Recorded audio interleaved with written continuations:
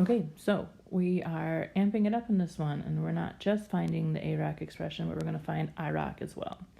And so we have our x values. In this problem, we want to find the IROC at t equals 2. We could also say that is x equals 2, and that would be our first x value.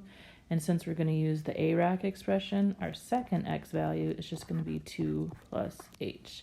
So we're just going to plug those into our formula. So if we have the output for 2 plus h first, we're going to plug 2 plus h in for t in each of these problems. So we're going to have 2 times 2 plus h, the quantity squared, plus 2.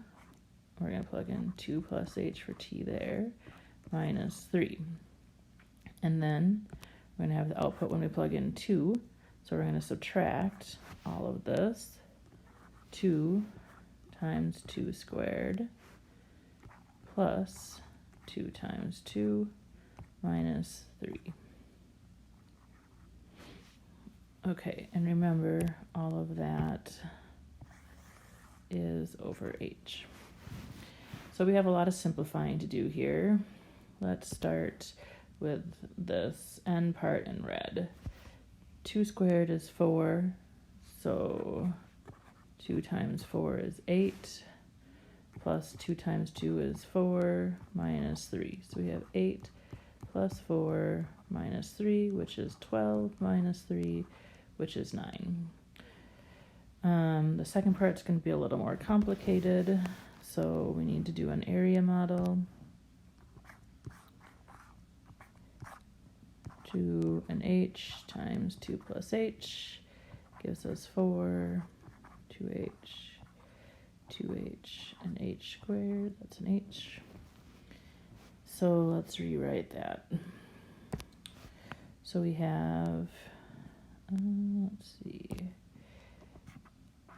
2 times h squared plus 4h plus 4 from the area model, plus 2 times 2 is 4, 2 times h is 2h, minus 3.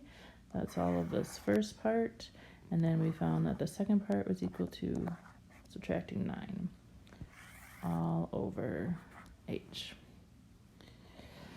Okay, and if we keep simplifying, we will see that we have 2h squared plus, I'm multiplying the 2 out now, we're distributing it to all of these parts.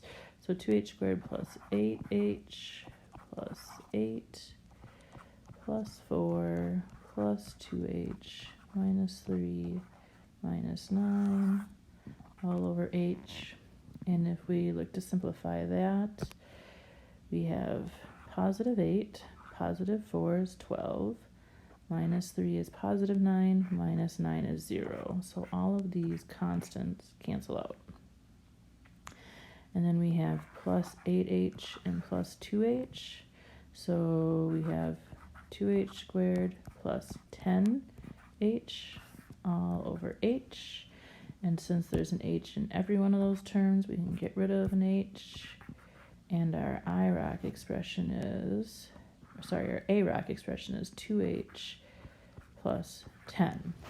Now, to find IROC, remember, we need to find the limit as h approaches 0 of our AROC expression, which is 2h plus 10. The easiest way to do that is to just plug 0 in for h. So 2 times 0 is 0 plus 10. The IROC, when t equals 2, is 10. And what that means is 10 is the slope, if I can write on here, the slope of the tangent line. And remember, a tangent line, too close to the corner.